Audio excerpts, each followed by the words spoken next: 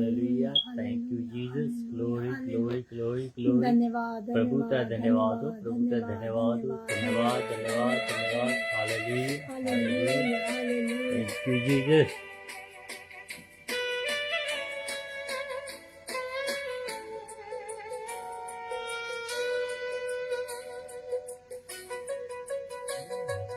राहों में कांटे अगर हो, रुकना नहीं जल्दी जाना, यीशु तेरे साथ है,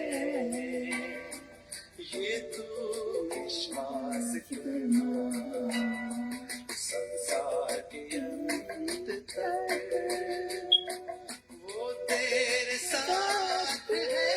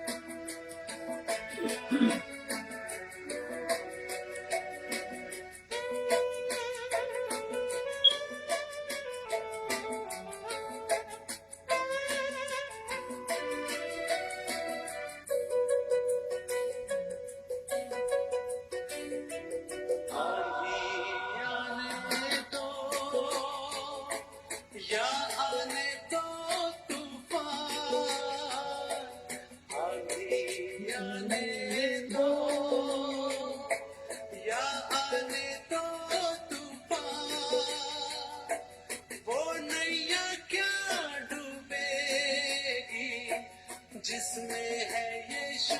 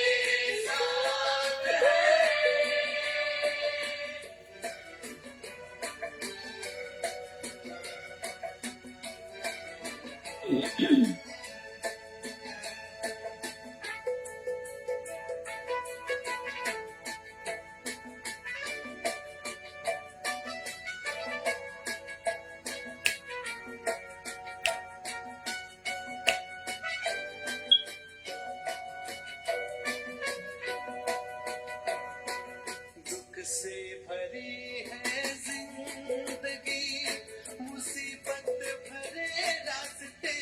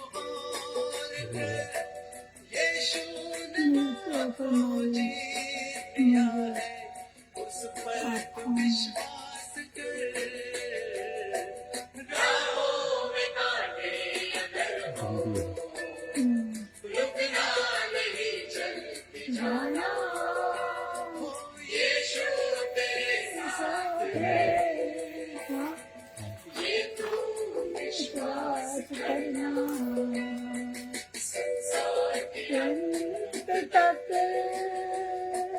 वो तेरे साथ है राहों में आगे अगर हो रुकना नहीं चलते जाना यीशु तेरे साथ है ये तू विश्वास करना राहों में आगे अगर हो रुकना नहीं चलते जाना यीशु तेरे साथ है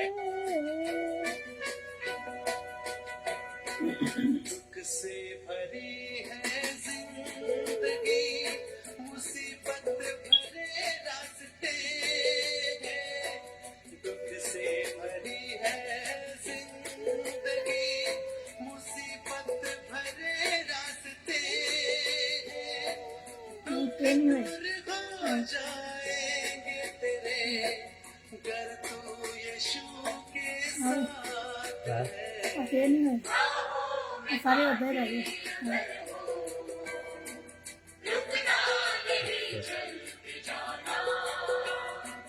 यीशु तेरे साथ है ये तू विश्वास करना अंत तक वो तेरे साथ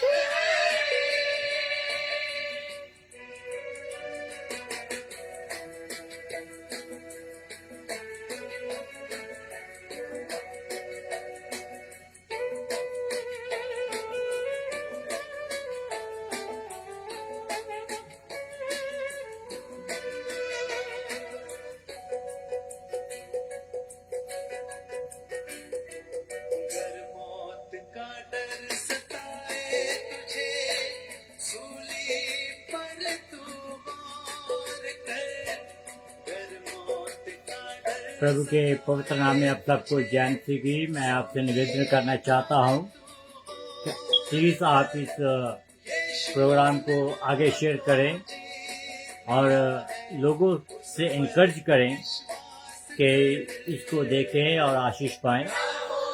और आप लोगों के पास कोई प्रार्थना का विषय है तो आप अपनी प्रार्थना के विषय भेजें। चलते जाना कुछ लोग भाई बहनों ने अपने विषय भेजे हैं इनके लिए हम प्रार्थना जरूर करेंगे at the end. So please, if you want to receive the blessings, so keep watching till the end.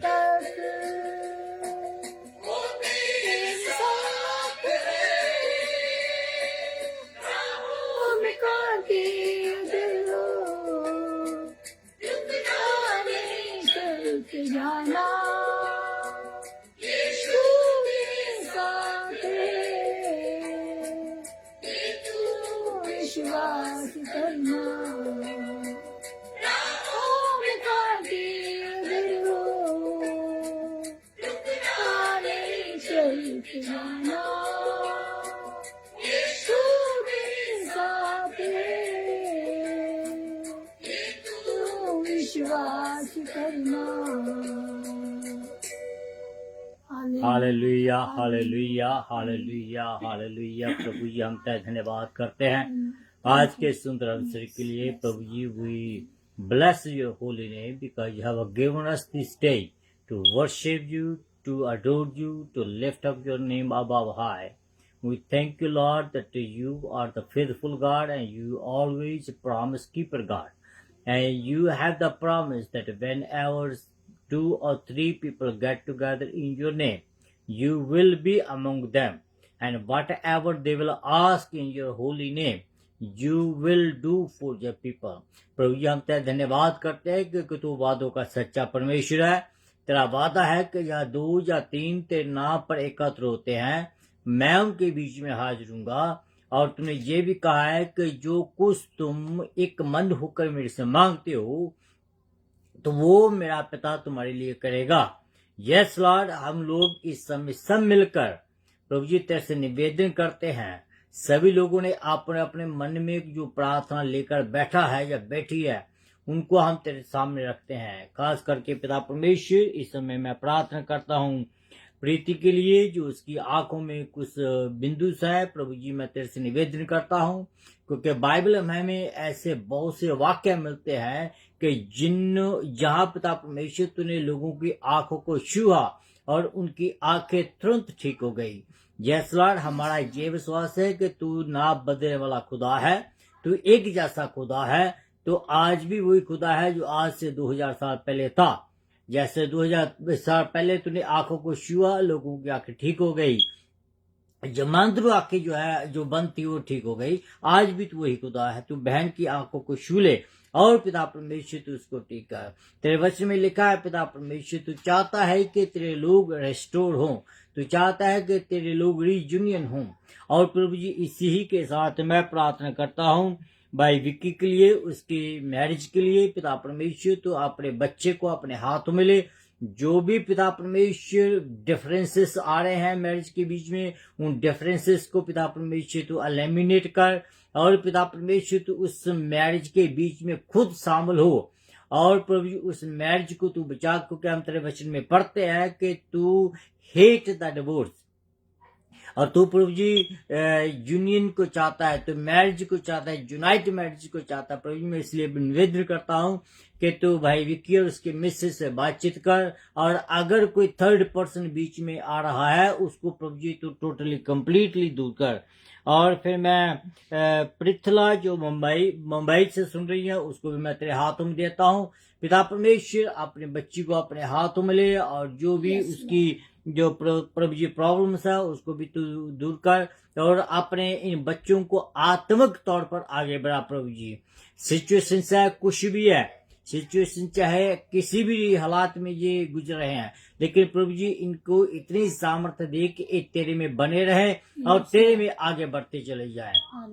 क्योंकि पिता परमेश्वर, ये ही हमारा रिवार्ड है कि जब हम तेरे में आगे बढ़ते हैं तो सभी चीजें हमारे पीछे पीछे आती हैं। प्रभु जी, मैं प्रार्थना करता हूँ कि इन बच्चों को पर रहम कर, और जो भी लोग और सुन रहे हैं उनके ऊपर भी तो अपना अनुग्रह कर। आज का जो पूरा प्रोग्राम है उसको हम तेरे हाथों में देते हैं। आज पिता परमेश्वर, जो लोग हैं वो 30 नहीं 60 मिलकर 100 गुना फल लाए, जिससे प्रभु जी तेरे नाम को महिमा मिले। तो हम जानते हैं पिता परमेश्वर के यूनिटी के बीच में भी ताकत है। तो आइए हम सब मिलकर इसी रीति से यूनिटी के साथ प्रार्थना में लगे रहें। तो प्रार्थना जो हमारी अगुवाई जो है मेरी वाइफ प्रवीण जो करेगी, तो आइए हम उनके साथ प्रार्थना में रहें। Hallelujah, hallelujah, hallelujah, hallelujah.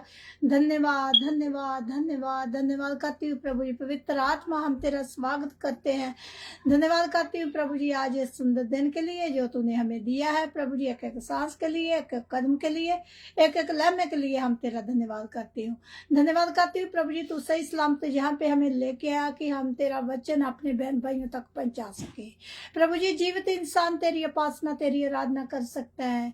प्रभु जी, तूने हमें जिंदों की जमीन पर इसलिए रखा कि हम तेरी उपासना, तेरी आराधना दिल से करें। प्रभु जी, जितने मेरे बहन भाई हमारे साथ लाइव जुड़े हैं प्रभु जी, उनको बहुत सारी आशीषें बरकत देना प्रभु जी। और जो बाद में बात करेंगे उनको भी आशीषें बरकत देनी। उनके बच्चों के ऊपर तेरा आशीष, तेरी बरकत वाला हाथ हो प्रभु जी। आज जो भी कोई कमी कमजोरी लेके आया प्रभु जी, तेरे नाम में सारे बंधन टूट जाए, सारी विरोधी स्थान की चलाकी, सारी पश्चिम तेरा पवित्र खून के द्वारा हो जाए, तेरा जलाल नजर आए, तुम चलते फिरते नजर आओ प्रभु जी। जितना भी समय हम तेरी हजूरी में बैठे हैं प्रभु जी, तेरे डर और खौफ में गुजारे प्रभु जी। प्रभु जी, आज हम खाली ना जाए प्रभु जी, हम बरकतों से बरकतों लेके जाए पिता परमेश्वर। हम तेरा वचन हमारे राह के लिए ज्योति और कदमों के लिए चिराग हो प्रभु जी।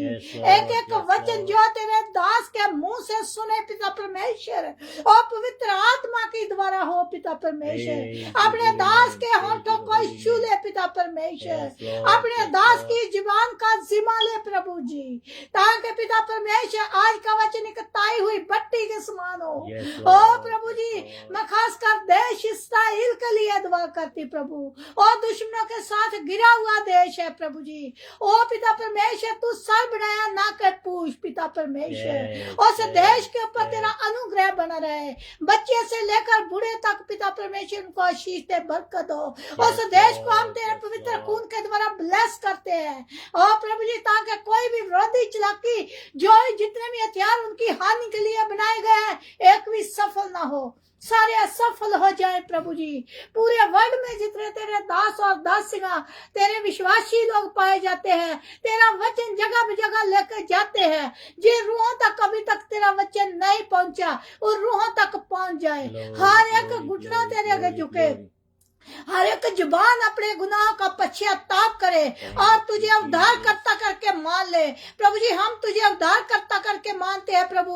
हम हर रोज गलतियां करते, गुनाह करते, पाप करते, अपराध करते, चुगली करते, निंदा करते, झूठ बोलते, हमें क्षमा करो प्रभु। तेरे वचन में लिखा, चाहे तेरे गुनाह सिर के बालों से भी ज्यादा हो, मैं उनको भी धो के पाकते साफ कर देता हूँ। प्रभु जी, तूने कोई गलती, कोई गुनाह नहीं किया था, सिर्फ और सिर्फ हमारे पापों की खातिर क्रूस के ऊपर अपना बलिदान दिया कि हम पापी लोग बचाए जाए। प्रभु जी, तुम पिता हमें आजाद किया कि हाँ, तेरा नाम आजादी के साथ ले सकते हैं प्रभु जी। ओ प्रभु जी, तू दयावान परमेश्वर है, तू जीवन का स्रोत है प्रभु जी। तेरा वचन बयान करता, ना मैं तुझे छोड़ूंगा, ना मैं तुझे त्यागूंगा।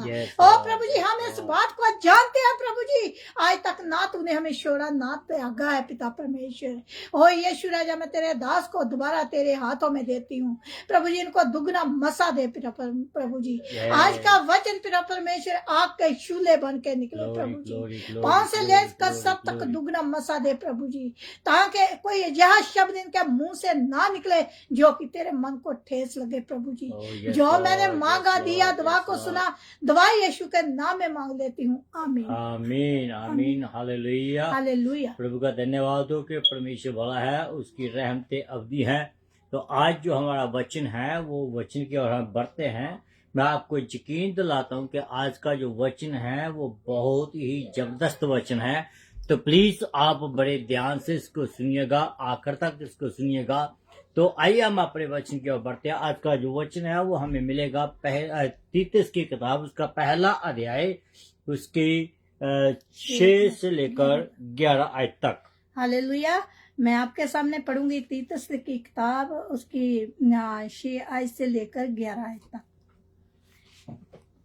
जो निर्दोष और एक ही पत्नी के पति हो, जिनके बच्चे विश्वासी हो और उसके लुचपन और निष्कलंकता का दोष ना हो, क्योंकि दक्ष को परमेश्वर का भंडारी होने के कारण निर्दोष होना चाहिए, ना हठी, ना क्रोधी, ना प्याकर, ना मारपीट करने वाला और ना नीच कमाई का लोभी हो, पर अतिथि, सत्याचार करने वाला, प्रेस करने वाला, समर्थी, न्यायी, पवित्र अथवा विष्कलंक, विश्वास्य जोग, वचन पर जो धर्म उपदेश के अनुसार है, स्थिर रहे कि खरी शिक्षा से उपदेश न दे सके और विरोधियों का मुंह भी बंद कर सके, क्योंकि बहुत से लोग निरकुश, बकवादी और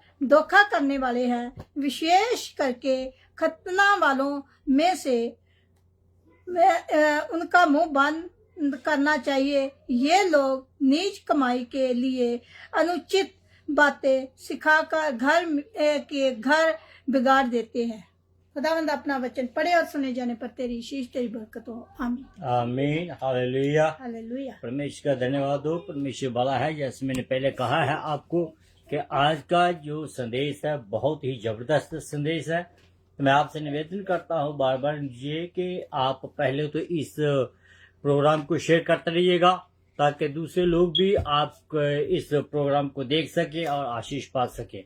सबसे पहले मैं आप सबको प्रभु यीशु मसीह के पवित्र नाम में जय मसीह की सलाम।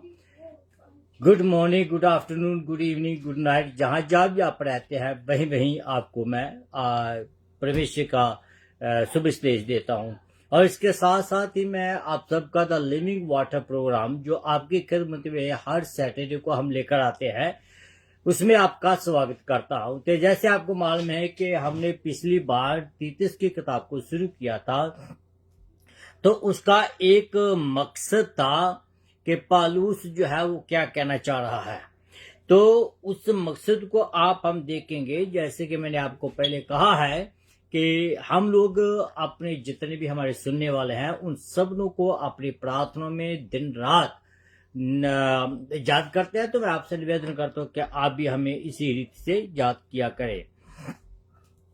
तो जो पौलुस है, पौलुस का ये खत लिखने का एक खास मकसद था। वो मकसद जो हमें मिलता है वो 5वीं आयत के बीच में मिलता है। 5वीं आयत से वो शुरू करता है और हम देखते हैं कि वहां क्या कहता है। वो कहता है कि मैं तुझे क्रीत में इस कारण छोड़कर आया हूं कि बाकी बातों को सुधारें और मेरे निर्दोष के अनुसार हरेक नगर में प्राचीनों को नियुक्त करें। जब किसी को कोई नियुक्ति पत्र दिया जाता है, जब किसी को किसी खास मकसद के लिए नियुक्त किया जाता है, तो उसके साथ साथ उस आदमी को या उस औरत को वो जो असाइनमेंट्स है या जो ड्यूटीज है, जो काम उसके है, जो फॉर्मेलिटी जो है उसको पूरा करना पड़ता है। ऐसा नहीं है कि मैंने आपको हायर किया है और हायर करने के बाद आप वहां बैठे रहे। नहीं, मैं उस जॉब के लिए मेरा कुछ क्राइटेरिया होता है, उस जॉब के लिए कुछ मेरे जो नियम होते हैं उसको उस आदमी ने फॉलो करना होता है। तो यहाँ जो है पौलुस तीतुस को वहां छोड़ कर जाता है और एक खास मकसद के साथ। वो मकसद क्या है कि उसने हर नगर में प्राचीनों को नियुक्त करना था। और उन प्राचीनों को नियुक्त करने का क्या कारण था वो भी हम आगे देखेंगे कि इन प्राचीनों को क्यों नियुक्त करना था उसने। ठीक है, तो हम आगे देखते हैं कि यहाँ हम देखते हैं कि पौलुस हमें ये लिखता है और इस पत्र का कारण भी वो बताता है। कारण क्या है? कहता है कि तू इस नगर में रहना है। मुख्य कारण क्या है? कि तूने इस कलीसिया को आगे बढ़ाना है। That was the main purpose कि इस कलीसिया को आगे बढ़ाना है। और क्यों बढ़ाना है? क्योंकि उस कलीसिया के बीच में बहुत सारे प्राचीनों को नियुक्त करना था। क्यों? क्योंकि वहां बहुत झूठे शिक्षक उठ खड़े हुए थे, उनको डांटना था, कलीसिया को पढ़ाना था, जो सॉलिड टीचिंग उसके बारे में। फिर हम देखते हैं कि लोगों को ये याद दिलाना है कि जो फूड डालने वाले हैं उनको कैसे उन लोगों ने चेतावनी देनी है। और ये भी हम देखते हैं कि इस कलीसिया को उसने कैसे प्रभावी बनाना है। आपको याद होगा कि पिछले हफ्ते में हमने एक बात कही थी। वो बात क्या थी कि वहां झूठे शिक्षक बहुत उठ खड़े हुए थे। तो पौलुस का ये भी एक कार्य था कि तीतुस को वहां तैयार करता है कि तू इन झूठे शिक्षकों को तैयार कर। मीनिंग कि वहां हम देखते हैं कि 2 टाइप के टीचर हम देखते हैं। पहले एक बुरे टीचर है, दूसरे एक जो मारे टीचर है। वो हम इनके बारे में देखेंगे आगे जाकर कि मैं क्या बात करता हूं। तो आप देखते हैं कि पौलुस जहां एक अधूरा काम छोड़कर चला गया था और उस अधूरे काम को पूरा करने के लिए उसने तीतुस को वहां नियुक्त किया है। पर अभी और काम वहां करना था। सेवकाई के समय जो भी हम जब सेवकाई शुरू करते हैं, उस सेवकाई को शुरू में बहुत सारी मेहनत और समय की जरूरत पड़ती है।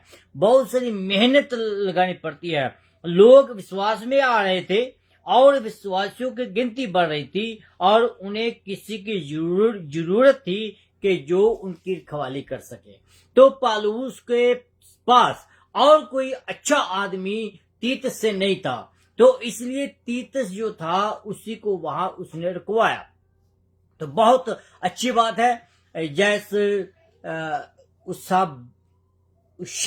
भारता, हम आपके लिए भी प्रार्थना करेंगे, आपके हस्बैंड के लिए। तो प्लीज आप लगातार हमारे साथ बने रहिएगा, क्योंकि ये प्रार्थनाएं हम आखिर में मिलकर हम सब करेंगे। तो हम आगे बढ़ते हैं। तो उन्हें किसकी जरूरत थी? रखवाली करने की, उनका मार्गदर्शन करने के लिए।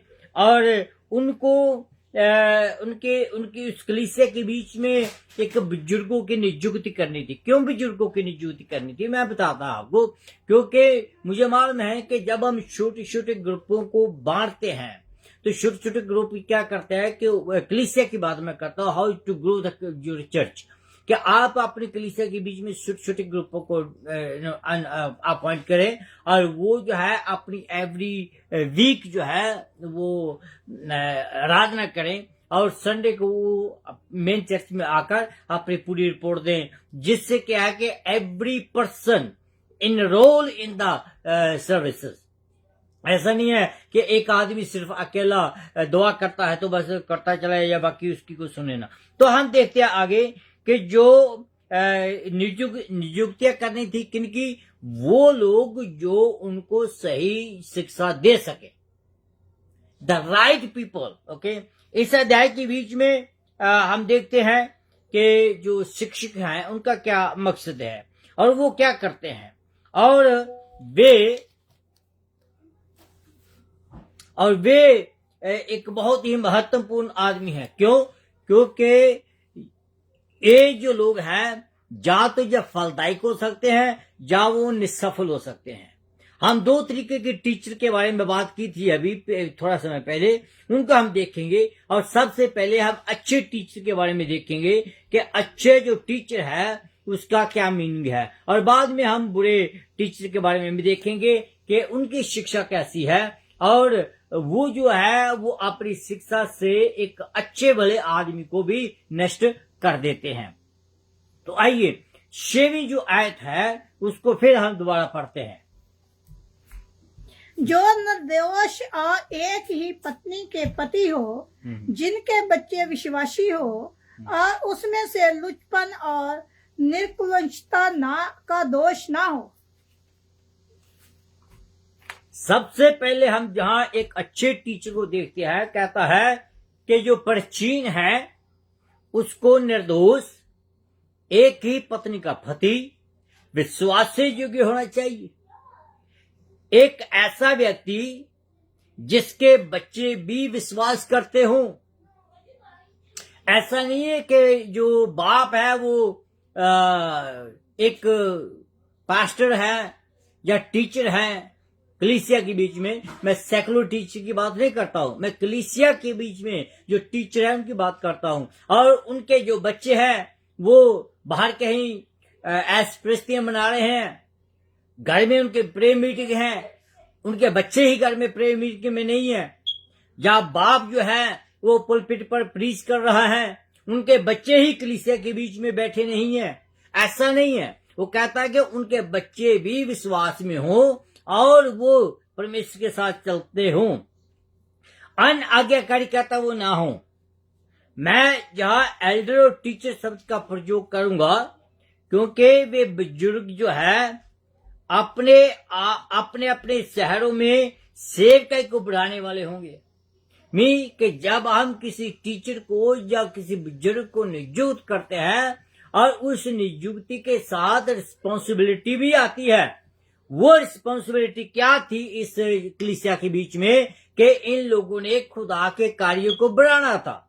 खुदा का कार्य कैसे बढ़ेगा? टीचिंग के द्वारा, सेवकाई के द्वारा।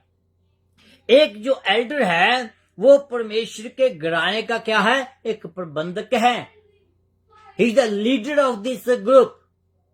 और वहां हम देखते हैं कि इन्हें ही खुदा के वचन की शिक्षा देनी है।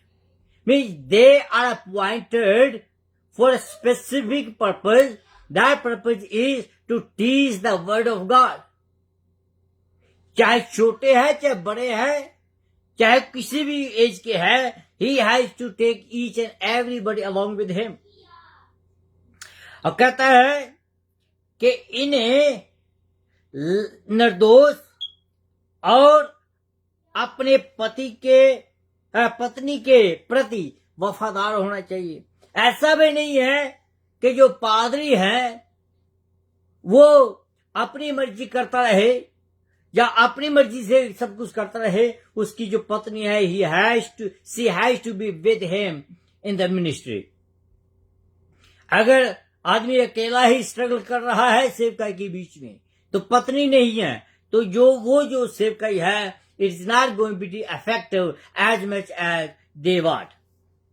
इससे पता चलता है कि इन बुजुर्गों को नैतिक रूप से समझदार होना चाहिए और इनको स्पिरिचुअल रूप से भी इनको समझदार होना चाहिए।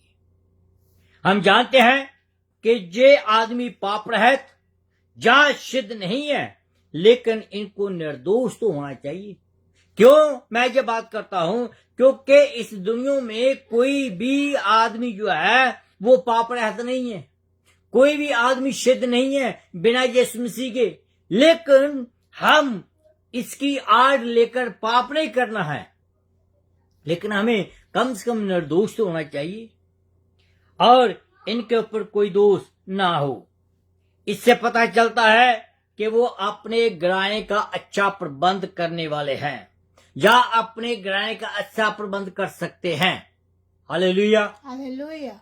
और वो खुदा के घर का प्रबंध भी कर सकते हैं। अगर वो खुदा की कलीसिया का, अपने घर का प्रबंध कर सकते हैं ऐसी रीति से, तो वो कलीसिया का प्रबंध भी कर सकते हैं। हालेलुया। कई बार क्या होता है कि जो खुदा का खादम है, sorry I am saying that because I have seen that what is happening, what I am going to say, कि बहुत बार जो है खुदा के खादम की घर में इज्जत नहीं होती है और वो इज्जत को ढूंढने के लिए बाहर जाता है। तो जब बाहर वालों को पता चलता है कि इस आदमी के घर में इज्जत नहीं है, तो बाहर वाले भी आपकी इज्जत नहीं करेंगे। तो इसलिए आदमी की, खुदा के खादम की जो टीचर है, उसके घर में इज्जत होनी चाहिए। तो दूसरी बात हम देखते हैं, एल्डर को भी अनुशासित और आत्मविश्वासी होना चाहिए। 7वें आयत के बीच में लिखा है, क्योंकि, पढ़िएगा आप। क्योंकि दक्षिया को परमेश्वर का भंडारी होने के कारण निर्दोष होना चाहिए, ना हठी, ना क्रोधी, ना प्याकर, ना मारपीट करने वाला और ना नीच कमाई का लोभी हो। कहता है कि उसको क्या होना चाहिए कि वो उसको परमेश्वर के घर का प्रबंधक करता हो, करने वाला हो। मैं निर्दोष नहीं होना चाहिए, ना तो दबंग, ना तेज तरार करने वाला, ना प्याकर, ना हिंसक, ना बेईमान, ना बेईमानी से लोभ उठाने वाला हो। और ये सब बातें जो है इसके बीच में कहता कि नहीं होनी चाहिए। दूसरे पर हैवी ना होने वाला हो और अपने आप को अपने आप से बड़ा ना समझने वाला हो। दूसरे शब्द में कहता हूं मैं कि बूस्ट मारने वाला ना हो, डींग मारने वाला ना हो। वे बिल्कुल हलीम, ऐसे आदमी जो होते हैं वो बिल्कुल हलीम नहीं होते हैं। दुनिया इन चीजों को महत्व देती है, इन चीजों को देखती है कि खादमों के बीच में कौन कौन सी क्वालिटी है। They will take the quality. जब हम खुद एज ए लीडर हम अपने जीवन को किस रीति से प्रेजेंट करते हैं दुनिया के सामने, तो देन दुनिया will grab that one. Okay, तो अगर आप 8वीं आयत को देखें तो उसमें लिखा है, क्यों देखिए एक प्राचीन का कैसा होना चाहिए, उसे मेहमान नवाज होना चाहिए। यही है ना। पर अतिथि सत्या का करने वाला, भलाई का चाहने वाला, स्वामी न्यायी, पवित्र और प्रेज करने वाला। कहता है कि भलाई से प्यार करने वाला, मेहमान नवाजी, आत्म संयम, ईमानदार, पवित्र और अनुशासित करने वाला हो। ये एक असली सेवादार के गुण हैं, यही असली ताकत है। सीधा, पवित्र, ऐसा आदमी लोगों के साथ अच्छा व्यवहार करने वाला हो। इसको हम आगे देखेंगे थोड़ा और। तो आइए हम पहले एक छोटी सी ब्रेक लेते हैं गाने के द्वारा। गाना सुनते हैं, बहुत प्यारा गाना है जो मैं आपके साथ रखने वाला हूं। Hallelujah, thank you.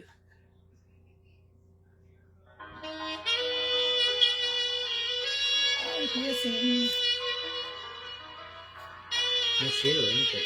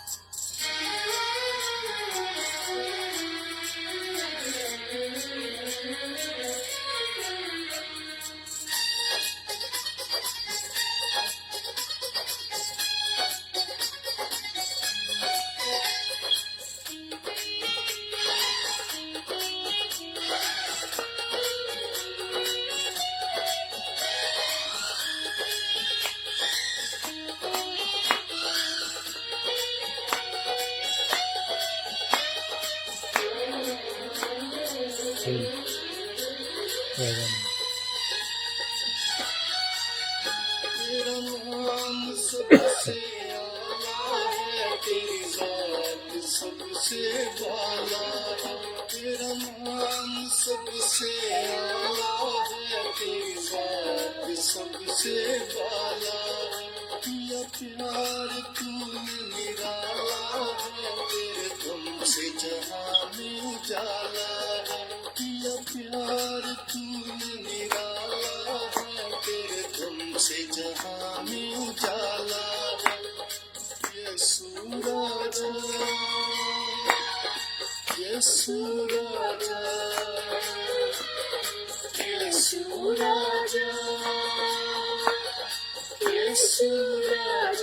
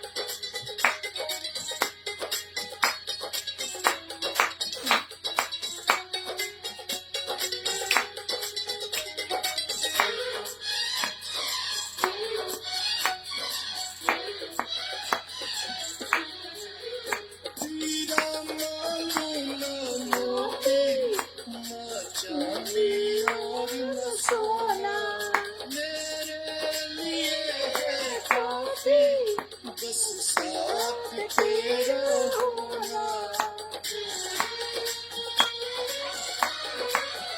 हीरा मांगू न मोती, न चांदी और न सोना, मेरे लिए है काफी, बस साथ तेरा होना। ये सूरज मुझमें समा जा, ये सूरज मुझमें समा जा। मैं चैन न तुझ बिन तो पाऊं, तेरे संग संग रहना चाहता हूँ। मैं चैन न तुझ बिन तो पाऊं, तेरे संग संग रहना चाहता हूँ। ये सूरज ये सूरज ये सूरज ये सूरज।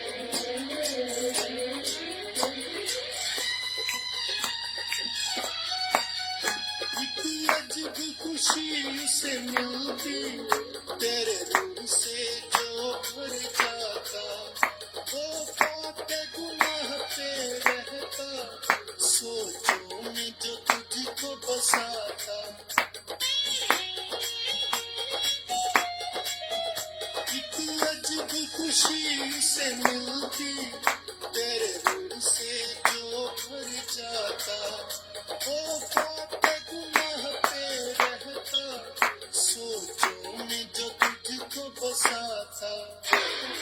यीशु राजा, सोचों पे छा जा, यीशु राजा, सोचों पे छा जा, तेरे कदमों में झुक जाता हूँ, तुझे प्यार से भरना चाहता हूँ, तेरे कदमों में झुक जाता हूँ, तुझे प्यार से भरना चाहता हूँ।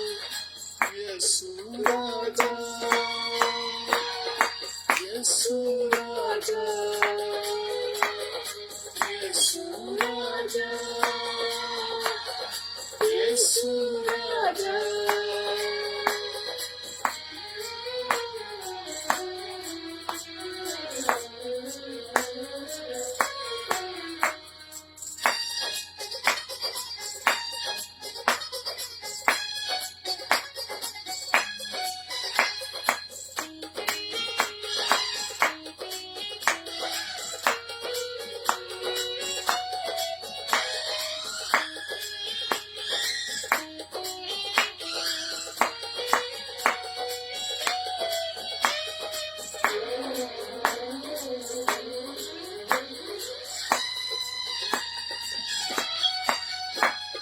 बादलों पर आएगा, अपनों को साथ ले जाने, जुल्मत से इन्हें छुड़ाने, सीने से अपने लगाने।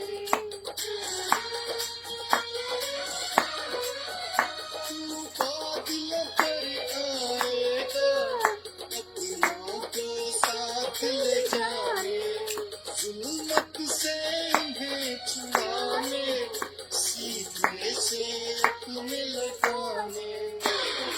यीशु राजा, जल्दी आजा, यीशु राजा, जल्दी आजा, तेरे लोग राह तेरी तकते हैं, तेरी याद में तड़पते हैं, तेरे लोग राह तेरी तकते हैं, तेरी याद में तड़पते हैं। यीशु राजा, यीशु राजा। हालेलुया। हालेलुया। परमेश्वर का धन्यवाद हो कि परमेश्वर भला है। यस, हमारी जो रूहें हैं वो परमेश्वर को डिगती रहती है। तो हम बात कर रहे थे कि जो टू टाइप के जो टीचर हैं उनके बारे में, तो हम देख रहे थे अच्छे टीचर के बारे में। मैं कुछ और बातें मैं अच्छे टीचर के बारे में बताऊंगा, फिर हम एक जो बुरा टीचर है उसके बारे में बात करूंगा। तो अभी हम बात करेंगे कि सबसे महत्वपूर्ण गुण ये है, one is most important attributes of the good teacher is that, कि वो एक प्राचीन होना चाहिए जो उसे वचन से सिखाया गया है, उसे वो बड़ी मजबूती से थामे रखे, ओके, ताकि वो दूसरों को शिक्षा के द्वारा, वचन की शिक्षा के द्वारा प्रोत्साहित कर सके, और जो इसका विरोध करते हैं उसका खंडन कर सके, और उसे भरोसेमंद संदेश को मजबूती से पकड़ना है। संदेश एक सरल सुसमाचार है और प्राचीन को उसके ऊपर भरोसा करना चाहिए। If he doesn't believe in the word of God by himself, how he can teach others? जैसे कि प्रेरितों को द्वारा जो वचन सिखाया गया था, उसमें ना तो कुछ जोड़े और ना उसमें कुछ घटाया जाए। प्रेरितों ने दिया जैसे जैसा प्रेरितों ने दिया वैसा ही हमें भी देना है. We don't have to put anything in it. We don't have to mix anything in it.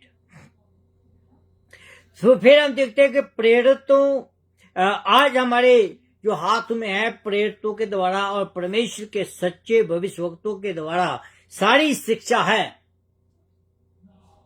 हमारे पास द फुल रेवलेशन है. हमारे पास परमेश्वर का वचन है जो यीशु मसीह की गवाही देता है. जब हम उसको ठीक से पढ़ते हैं, सीखते हैं, तो हमें आत्मिक तौर पर आगे वो हमें बढ़ाता है.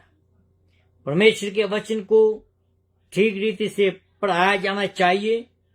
इसलिए अच्छे परचीनों को नियुक्त करना बहुत ही महत्वपूर्ण है. This was the one of the assignment the Paul has given to teachers, that you have to elect the leaders in the church. The leaders can take the responsibility of teaching. I know the one person, one teacher cannot do nothing, but he needs a full team to do it. कहता है और वे जो सिखाते हैं वह भी महत्वपूर्ण है.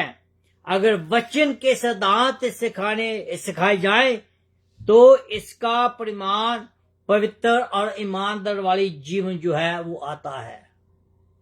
If we teach whatever it is in the word of God, if we teach the truly Bible, तो उसका नतीजा क्या है कि लोग तौबा करेंगे.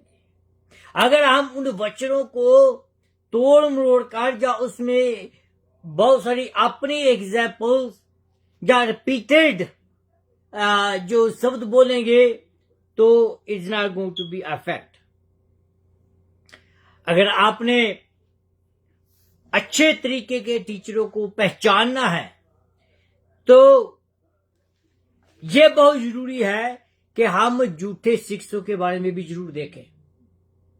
अगर आप झूठे शिक्षकों को नहीं देखते हैं, उनके एट्रीब्यूट्स नहीं देखते हैं, it's very hard to differentiate between good and bad.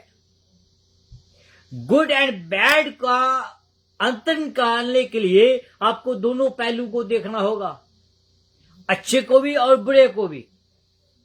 10 आयत में क्या लिखा है पढ़ते हैं. क्योंकि बहुत से लोग निर्कुश, बकवादी और धोखा देने वाले हैं, विशेष करके खतना वालों में से. आपको मालूम है कि जो 10वीं आयत क्या है, क्योंकि बहुत से विरोधी ही लोग हैं जो व्यर्थ की बातें और धोखे से बड़े हुए हैं, विशेष करके खतना वाले समूह के लोग. आपको याद होगा कि पिछली बार मैंने एक बात कही थी कि पौलुस जो है वो तीतस को यरूशलेम में लेकर जाता है. क्यों वो लेकर गया वहां तीतस को? वो क्यों कि जहां जो लोग थे इस कलीसिया के बीच में, इस कलीसिया के लोग इस बात पर विवाद करते थे कि खतना और ना खतना वाले लोग, वो ये कहते थे कि सिर्फ जब तक आपका खतना नहीं होगा तब तक आप बचाए हुए नहीं है, मीन कि आप यहूदी नहीं है. तब पौलुस उनको यरूशलेम में लेकर जाता है, वहां उनको बताता है कि देखे जहां बिना जो गैर विश्वासी है, जो गैर यहूदी है, उनका भी खतना हुआ है और वो भी बचाए हुए हैं. तो इस कलीसिया के बीच में ये बात बहुत प्रचलित थी और जैसे ऐसे ग्रुप वालों ने पौलुस को सबसे ज्यादा परेशान किया था. मैं समझता हूं कि जब पौलुस परेशान था तो डेफिनेटली जो तीतस है उसको भी ज्यादा परेशान किया हुआ होगा. इसलिए तीतस को पौलुस टीच करने के लिए और इसका डिफरेंशियल दिखाने के लिए, इसका अंतर दिखाने के लिए पौलुस उसको तीतस में क्रीत में यरूशलेम में ले गया. वे लोग कहते थे कि खतना करने वाले ही जो है वो बचाए हुए हो. पौलुस कहता है कि उन्हें खामोश रहने की जरूरत है। क्यों? क्योंकि ऐसी बातें सिखाने के द्वारा पूरा घराना खराब हो जाएगा। ऐसी शिक्षा देने से पूरा जो कलीसिया है वो खराब हो जाएगी।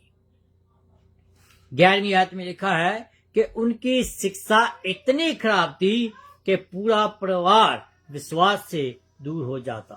पूरा परिवार वापस से शैतान के बंधनों में फंस जाता है। और आज भी देखें कि अगर कलीसिया के बीच में कोई ऐसा टीचर उठ खड़ा होता है जिसको बाइबल की पूरा नॉलेज नहीं होता है, तो they will go back to the satanic activities. वचन ऐसा कहता है कि ऐसी झूठी शिक्षा को कलीसिया के बीच में कहता है कि ऐसे लोगों को खामोश रहने की जरूरत है। झूठे शिक्षा की एक और मैं उदाहरण आपको देता हूं। एक झूठा शिक्षक जो है वो कहता है कि आप $24 मुझे भेजे। क्यों? क्योंकि ये जो है ये 24 साल हैं। मीन कि वो अपने चंदे को साल के साथ जोड़ते हैं और इसी रीति से लोगों को ऐसे मल्टीप्लूट करते हैं कि लोग उनकी बातों में आ जाते हैं। परमेश्वर आपको इसके बदले कहते हैं लोग कि 30 नहीं 60 नहीं बल्कि 100 गुना फल देगा। यस, इसका आधा जो हिस्सा है वो सही है, आधा हिस्सा जो है बाइबल के मुताबिक है, क्योंकि बाइबल कहती है कि वो हमें 30 नहीं 60 नहीं बल्कि 100 गुना फल देता है। बल्कि जो उसका पहला हिस्सा है वो बाइबल के मुताबिक नहीं है। तो लोग जो है वो ऐसे झूठे शिक्षक जो है वो उस बात पर ज्यादा जोर देते हैं जो बाइबल के बीच में नहीं है। और लोग परमेश्वर के वचनों को गलत इस्तेमाल करते हैं, या एक ऐसा अर्थ बताते हैं जिनके बारे में कहा ही नहीं गया बाइबल के बीच में। वो झूठे शिक्षक वो जो झूठे शिक्षक हैं वो वचन को तोड़ मरोड़ कर लोगों के सामने पेश करते हैं। कभी कभी तो आपको ऐसा लगता है कि ये सब बाइबल के मुताबिक है, जैसे मैंने पहले कहा है। क्यों? क्योंकि वो बताते ही ऐसे रीति से है और लगता है कि बाइबल ही वो टीच करते हैं। क्यों? क्योंकि जब उसको ठीक से सुने तब आपको पता चलता है कि इसमें बाइबल के मुताबिक कुछ भी नहीं है। If you know the Bible, if you read the Bible at home, then you will know कि बाइबल में क्या लिखा है। जब आप बाइबल पढ़ते नहीं है तो सिर्फ आप जो टीचर हैं उनके ऊपर डिपेंड करते हैं, तो आपको बाइबल के बारे में पता नहीं चलेगा। तो आपके सब बातें कहता है कि जो उनको सिखानी चाहिए। बाइबल की कहानियां तो शायद वो सुनते हैं पर नए जन्म के बारे में वो नहीं बताते हैं। वो मोटी मोटी बाइबल की बातें बताते रहते हैं कि मूसा ने इस्राएल को कैसे वापस लाया, जो यूसुफ था वो कैसे वो वापस आया, है ना। ऐसी ऐसी कहानियां तो बताएंगे। कहानियां बताने में बुरी बात नहीं, बाइबल की कहानियां हैं, लेकिन वो नए जन्म के बारे में बात नहीं करते। तो बाइबल कहती है कि जब तक तू नया जन्म नहीं लेगा तो परमेश्वर के राज्य में दाखिल नहीं होगा। वो लोग तौबा के बारे में बात नहीं करते हैं, बैप्टिस्म के बारे में बात नहीं करते हैं। अगर कोई शिक्षक सुसमाचार का प्रचार नहीं करता, पाप को नहीं छोड़ता, पाप को छोड़ने का प्रचार नहीं करता, क्षमा करने की आवश्यकता और परमेश्वर हमें हमारे पापों से बचाने के लिए कैसे आए इसके बारे में नहीं बताता है, तो वो सिर्फ कानून बताते हैं, बाइबल नहीं बताते हैं। Hallelujah. We need to learn the Bible कि बाइबल हमें क्या कहती है। हमें बहुत होशियार रहने की जरूरत है। पौलुस कहता है कि जो अधूरा काम रह गया था उसे पूरा करने के लिए एल्डर को नियुक्त कर। और मैं यकीन करता हूं कि आज मैंने आपको खुदा के वचन में से बहुत कुछ सिखाया होगा और आपने सीखा भी होगा, और इसको हम आगे लेकर जाएंगे। नेक्स्ट टाइम देखेंगे कि और जो तीतस है उसकी और क्या क्या जिम्मेवारी थी। तो आइए हम प्रार्थना करें। हमारे पास कुछ प्रार्थना के विषय हैं, उनको हम देखेंगे। तो मैं अपने स्क्रीन पर कुछ ही प्रार्थना को देख सकता हूं। अगर आपकी प्रार्थना मैं नहीं कर पाऊंगा अभी इस समय तो माफ कीजिएगा, क्योंकि मैं बाद में जब अपने इस वीडियो को देखता हूं तो मैं हर एक बात की जो प्रार्थना के विषय आया उसको देखकर उनकी मैं प्रार्थना जरूर करता हूं। तो आइए आप प्रार्थना में जाएं। यस, परमेश्वर बड़ा है। तो मैं एक बात आपको जरूर कहना चाहता हूं कि आज से 15-20 साल पहले मैंने प्रचार करना शुरू किया था। वो प्रचार था कि शैतान जो है वो परिवारों के ऊपर अटैक कर रहा है, और वो इसलिए परिवारों के ऊपर अटैक कर रहा था और कर रहा है क्योंकि उसको मालूम है कि अगर वो परिवारों के ऊपर अपना कब्जा कर लेगा तो चर्च के ऊपर उसको कब्जा करना बहुत ही आसान है। तो आज भी वो परिवारों के ऊपर अटैक कर रहा है। तो मैं इसके ऊपर एक बार फिर आपको जरूर मैसेज दूंगा कि शैतान जो परिवारों के ऊपर कैसे अटैक कर रहा है। तो आज वो जो अटैक करता है उस अटैक को हमें बांधने की जरूरत है। शैतान को अपने परिवारों से बाहर निकालने की जरूरत है। शैतान की गतिविधियों को नलीफाई करने की जरूरत है। तो आइए हम दुआ में जाएं। अनुग्रह का स्वर्गीय परमेश्वर, तेरा धन्यवाद करता हूँ आज के सुंदर वचन के लिए जो तूने आज हमें दिया है कि हम तेरी आराधना, तेरी स्तुति, तेरी प्रशंसा करें। धन्यवाद करता हूँ पिता परमेश्वर कि तूने आज के जो वचन दिए हैं, इन वचनों के द्वारा पिता परमेश्वर मैंने बहुत आशीष पाई है, और मैं यकीन करता हूँ कि बहुत सारे जो लोग जो सुनने वाले हैं उन लोगों ने भी बहुत सारी आशीषें पाई हैं।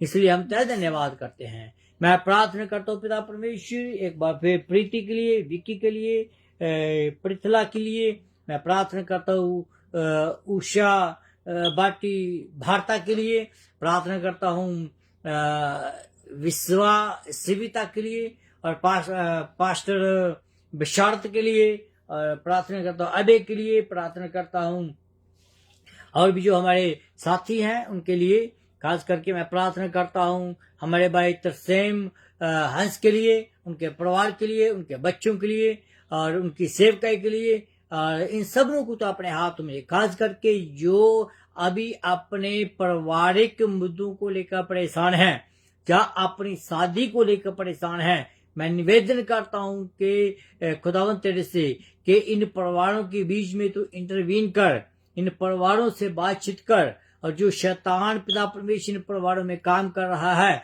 उस शैतान के कार्यों को तबाह कर पिता परमेश्वर।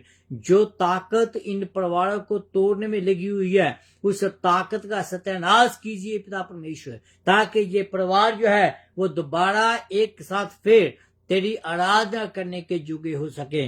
इन परिवारों को तुम मिला पिता परमेश्वर।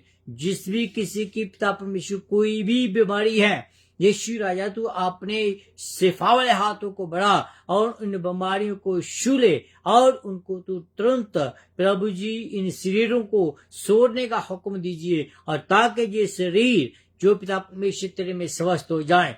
क्योंकि पिता परमेश्वर हम जानते हैं कि हमारी ताकत जो है वो वचन में लिखा है कि विश्वास से जो कि प्रार्थना के द्वारा बहुत कुछ हो सकता है। प्रभु जी तेरे लोगों ने तेरे वचन को पूरा किया है, इन लोगों ने अपने प्रार्थना के विषय भेजा है। अब प्रभु जी तेरा अनुग्रह हम इन बच्चों के जीवन में चाहते हैं। तू इन बच्चों के ऊपर अपना अनुग्रह कर, इन बच्चों को इनकी मुसीबतों से, दुखों से, परेशानियों से, और प्रभु जी जो भी इनके दिल में जो इनसे और इनके जो दिल की ख्वाहिशें हैं उनको पूरा कर। प्रभु जी मैं अपने आप के लिए, अपने परिवार के लिए धन्यवाद करता हूँ। इसी रीति से हमें इस्तेमाल करते रहिएगा। दुआ प्रभु यीशु मसीह के पाक और पवित्र जलाली नाम से मांगता हूँ, सुन और कबूल कर। आमीन आमीन। आइए हम आखिरी गाने को सुनते हैं और इसके साथ ही हम आज का जो प्रोग्राम है उसको कंक्लूड करते हैं। Hallelujah, thank you Jesus, thank you Lord, hallelujah. बहुत प्यारा गाना है, इसको सुनिएगा। ये गाना खुदा ने मुझे दिया था और मैं आपके सामने रखना चाहता हूँ। दुनिया में आजमाइशों से मैं हंस के लड़ूंगा, दुनिया में आजमाइशों से मैं हंस के लड़ूंगा, मैं ना डरूंगा, मैं ना डरूंगा। यस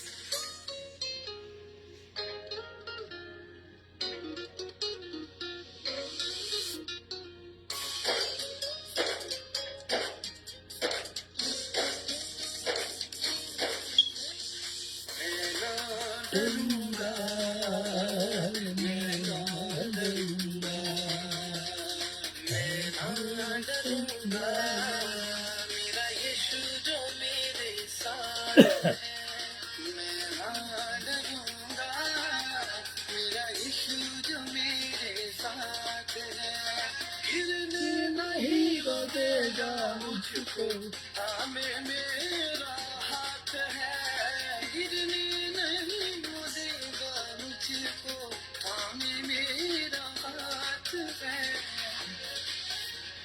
मैं ना डरूंगा, मेरा यीशु जो मेरे साथ है, मैं ना डरूंगा, मेरा यीशु जो मेरे साथ है।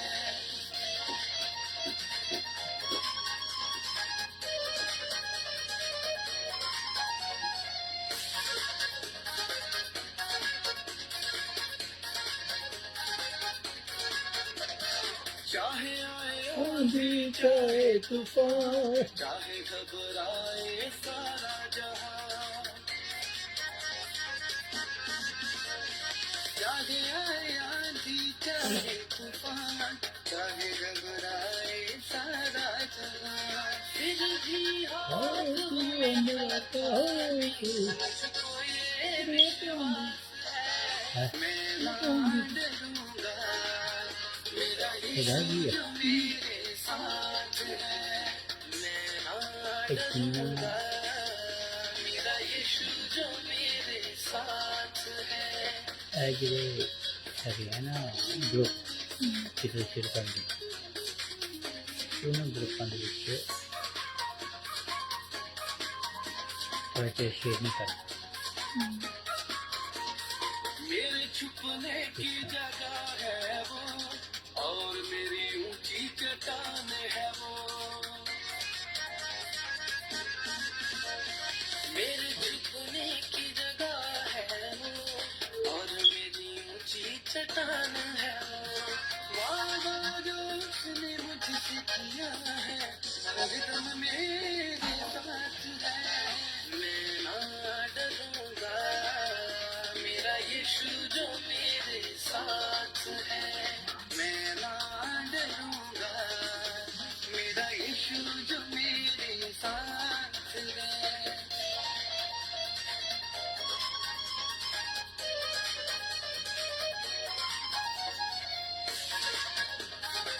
होते जा रहा चाहे हो अंधेरी आज की रात, होगी कल एक नई सुबह की शुरुआत,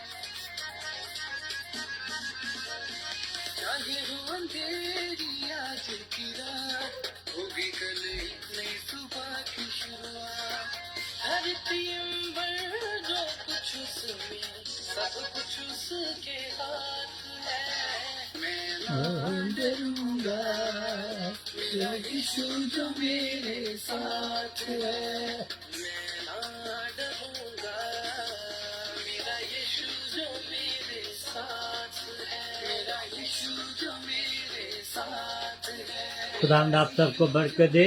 फिर नेक्स्ट वीक आपसे मुलाकात होगी। यस, परमेश्वर आपका आपके साथ है, डरने की कोई जरूरत नहीं है। God bless you all. We will see you next week.